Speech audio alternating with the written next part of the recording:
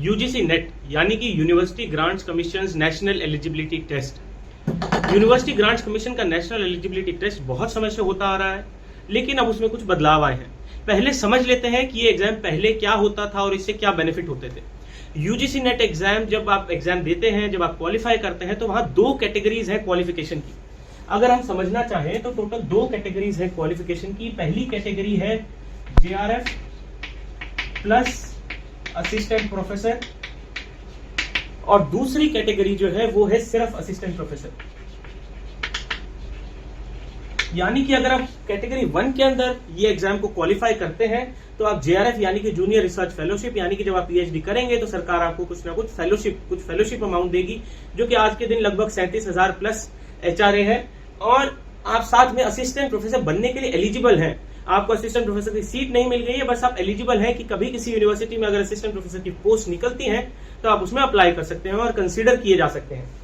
दूसरी कैटेगरी है only assistant professor, कि आप सिर्फ असिस्टेंट प्रोफेसर के लिए क्वालिफाई कर चुके हैं लेकिन आपको जूनियर रिसर्च फेलोशिप नहीं मिलेगा। JRF plus assistant professor category 1 का कट ऑफ हाई जाता है और इसका कट ऑफ असिस्टेंट प्रोफेसर का कट ऑफ जो है वो लो जाता है।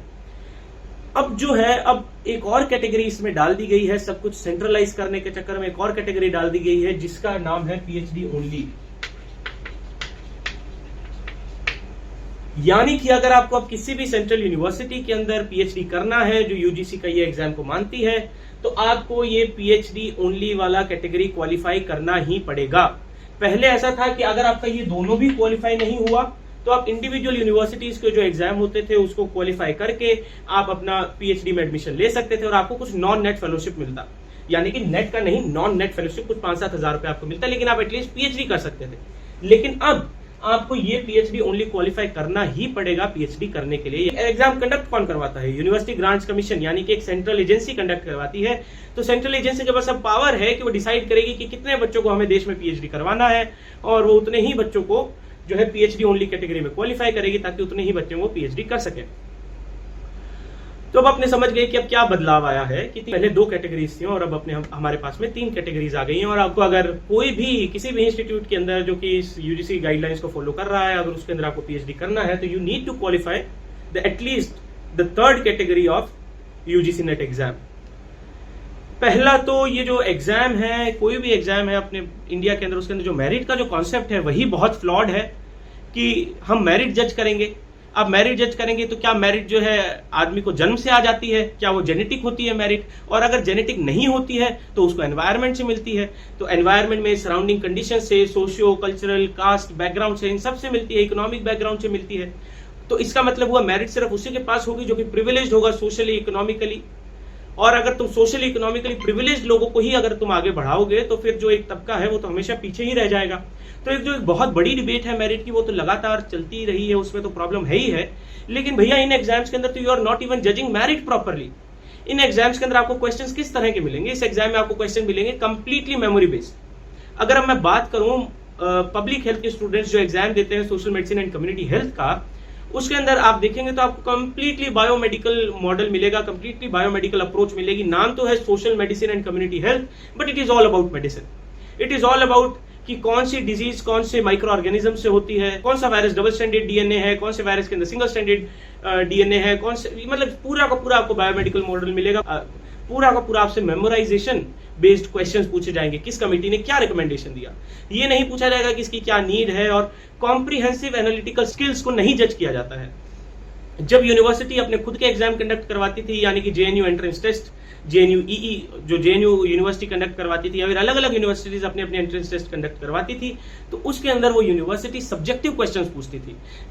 स्टूडेंट के रिसर्च कैपेबिलिटीज के, स्टूडेंट्स के एनालिटिकल कैपेबिलिटीज को, स्टूडेंट्स की कॉम्प्रिहेंशन कैपेबिलिटीज को जज किया जाता था, उनकी राइटिंग कैपेसिटीज को जज किया जाता था। लेकिन अब वो सब हो ही नहीं रहा है। इससे पहले यूजीसी नेट से पहले अपने पास जो 3rd कैटेगरी आने से पहले अपने पास में सीयूईटी पीएचडी था, वो भी अगेन सेंट्रलाइज्ड सिस्टम था। और उससे पहले हमारे इंडिविजुअल यूनिवर्सिटीज के अलग अलग एग्जाम थे। जब सीयूईटी पीजी, सीयूईटी पीएचडी आया तब बहुत से वाइस चांसलर्स ने, जेएनयू के भी वाइस चांसलर साहब ने कहा कि ये जो एग्जाम है, ये एग्जाम हमको राइटिंग स्किल्स को जज करने का मौका नहीं देता है, कॉम्प्रिहेंशन एनालिटिकल कैपेसिटीज को जज करने का मौका नहीं देता है, इसलिए एग्जाम बहुत अच्छा नहीं है पीजी स्टूडेंट्स को सिलेक्ट करने के लिए। लेकिन यहाँ पे तो हम पीएचडी की बात कर रहे हैं और पीएचडी के अंदर भी वही मेमोरी बेस्ड क्वेश्चंस आते हैं। लेकिन अब बात ऐसी है कि हमारे पास अब कोई और चॉइस नहीं है। हमें अगर पीएचडी करनी है, हम अपनी पीएचडी को बहुत एनालिटिकल, बहुत कॉम्प्रिहेंसिव, बहुत अच्छा, बहुत सोशियो कल्चरल स्ट्रक्चरल फैक्टर्स को इंक्लूड करके बहुत अच्छा पीएचडी करेंगे, लेकिन पीएचडी करने के लिए हमें एग्जाम क्वालिफाई करना ही पड़ेगा। तो ये भी देख लेते हैं कि social medicine and community health में अगर आपको यूजीसी नेट जेआरएफ क्वालिफाई करना है तो आप उसके अंदर क्या क्या चीजों के ऊपर आपको फोकस करना चाहिए। मैंने लास्ट दिसंबर 2023 के अंदर यूजीसी नेट जेआरएफ क्वालिफाई किया है, तो मैं मेरे एक्सपीरियंस से आपको बताऊंगा कि how can you qualify this exam. Although I am completely against the idea of this exam and how this exam is completely memorization based, but if you want to pursue PhD you have to anyway qualify this exam. So let us get into how do we qualify this exam. So I had made a list of different so I had qualified all the questions. So I saw few previous year question papers and qualified all the different questions into different chapters कि आपको कौन से chapters के ऊपर ज्यादा focus करना चाहिए। आई would suggest कि आप लोग के पार्क उठाने से पहले या फिर कोई भी बुक जो कि कॉन्सेप्चुअली किसी कॉन्सेप्ट के साथ में बहुत थ्योरेटिकली बहुत अच्छे से डील करती हैं, उसको एग्जाम प्रिपरेशन के लिए मत उठाइए, क्योंकि ये एग्जाम वो सब चीजों को जज ही नहीं कर रहा है। ये एग्जाम सिर्फ आपकी मेमोरी को जज कर रहा है, तो आप भी वही काम कीजिए। ये एग्जाम कोचिंग इंडस्ट्री को पुश कर रहा है और कुछ नहीं कर रहा है। तो आप ये एग्जाम जो है वो आपकी comprehension capabilities, analytical capabilities, theoretical conceptual understandings को, अंडरपिनिंग्स को बहुत ज्यादा देखने की कोशिश नहीं करता है। तो आप इस एग्जाम को क्वालिफाई करने के लिए वो सब चीजों को एक बार ध्यान मत दीजिए। आप क्वालिफाई करने के लिए जो एग्जाम मांग रहा है, मेमोरी बेस्ड आंसर्स मांग रहा है, उन्हीं के लिए आप ध्यान दीजिए। और उसके लिए सबसे बढ़िया तरीका जो मैंने अपनाया वो था प्रीवियस ईयर क्वेश्चंस को सॉल्व करना। आप पिछले 15 साल के प्रीवियस ईयर क्वेश्चंस को सॉल्व कीजिए, और I am very sure if you make good notes, if you understand those concepts which are there in those questions and जो मेमोरी बेस्ड जो क्वेश्चंस पूछे जाते हैं उनके हर एक ऑप्शन को थोड़ा आप देख लीजिए, उनसे कुछ क्या क्वेश्चन बन सकता है वो देख लीजिए। सारे क्वेश्चन जो है, most of the questions are repeated questions, these are not very new questions. UGC is not even putting efforts to make some new questions, they are just repeating all the previous year questions only. So if you see, I had made a list of you can note it down, so I'll just dictate. If you want me to write, I can write. Okay, I'll write.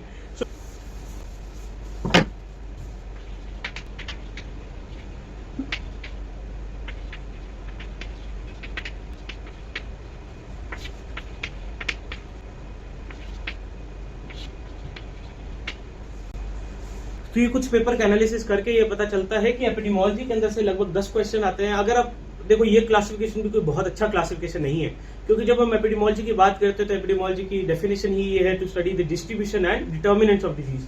तो अगर तुम disease की बात कर रहे हो तो disease specific question भी एपिडेमियोलॉजी में आ जाएगा। न्यूट्रिशन जो है वो डिजीज का डिटर्मिनेंट है, वो भी एपिडेमियोलॉजी में आ जाएगा। तो ऐसे करके ये कोई बहुत कॉम्प्रिहेंसिवली तो इन्होंने सिलेबस भी नहीं दिया यूजीसी वालों ने। बट ठीक है, तुम अगर अपने बेसिकली इसको क्वालिफाई करें तो कुछ ऐसा बनता है कि एपिडेमियोलॉजी से लगभग 10 क्वेश्चन, डिजीज स्पेसिफिक की, ये डिजीज कौन से माइक्रो ऑर्गेनिज्म से हो रही है, ये वैक्सीन कौन सी डिजीज के लिए है। तो इस तरह के डिजीज स्पेसिफिक क्वेश्चंस बहुत आते हैं। तो you make a list of diseases and the causal micro organisms and the vaccines that are available for them. Then nutrition की, मिल्क में कि क्या कौन सा कितना न्यूट्रिशन है, cow milk, goat milk, buffalo milk, इन सबको कंपेयर करके। पॉपुलेशन बेस्ड, क्योंकि अपना इंडिया का फोकस ही हमेशा फैमिली प्लानिंग के ऊपर बहुत ज्यादा रहा है, तो पॉपुलेशन रिलेटेड क्वेश्चंस की कौन सा कॉन्ट्रासेप्टिव सबसे ज्यादा यूज हो रहा है और ये सब, कौन से प्रोग्राम में कौन सा कॉन्ट्रासेप्टिव। तो इस तरह के प्रोग्राम बेस्ड क्वेश्चन की, टीबी के प्रोग्राम के अंदर कितनी स्लाइड्स बनाई जाती है, टीबी मुक्त ग्राम पंचायत कैसे डिक्लेयर होती है। तो इस तरह के क्वेश्चन कुछ आते हैं। Rates and ratio, incidence rate, prevalence rate, और इस तरह के क्वेश्चंस जो है आपको बहुत से देखने को मिलेंगे कि आप कैलकुलेट करके बताओ इंसिडेंस रेट वगैरह। कमिटीज, करतार सिंह कमेटी ने क्या किया, मुदलियार कमेटी ने क्या किया, इस तरह के क्वेश्चंस, उनके चेयरपर्सन कौन थे। स्टैटिस्टिक्स के अंदर से mean, median, mode, descriptive statistics, और उसके बाद में अपने स्टैंडर्ड डेविएशन क्या होता है, नॉर्मल डिस्ट्रीब्यूशन क्या है, स्क्यूइंग ऑफ नॉर्मल डिस्ट्रीब्यूशन, ये सब चीजें क्या होती हैं। उसके बाद में policies related question, national health policy कब आई, कौन सी पॉलिसी पहले आई, कौन सी पॉलिसी बाद में आई, इंटरनेशनल ऑर्गेनाइजेशन यानी कि एसडीजी, एमडीजी, इनसे रिलेटेड क्वेश्चन। उसके बाद में रिसर्च मेथड से 4-5 क्वेश्चन। हालांकि रिसर्च मेथड से अब मानिए स्टैटिस्टिक्स है, ये रिसर्च मेथडोलॉजी तो है कि भी आप रिसर्च करते हैं, क्वांटिटेटिव रिसर्च करते हैं, तो कुछ लोग इसको रिसर्च मेथड के अंदर स्टैट्स को भी इंक्लूड कर लेंगे। तो रिसर्च मेथड्स के अंदर मैंने उन क्वेश्चंस की बात की है कि जो कोहोर्ट स्टडी है, जो डिफरेंट स्टडी डिजाइंस हैं, क्रॉस सेक्शनल स्टडी है, लॉन्गिट्यूडनल स्टडी है, इस तरह के 4-5 क्वेश्चन आते हैं। और 20 क्वेश्चन ऐसे हैं लगभग जिनको मैं किसी कैटेगरी में क्वालिफाई नहीं कर पाया, वो एक पर्टिकुलर एक स्टैंडर्ड पूछ लेंगे कि भैया अगर एक इंसान का वेट इतना है, हाइट इतनी है, बीएमआई इतना है, तो वो क्या नॉर्मल बीएमआई के अंदर है क्या, और ये सब।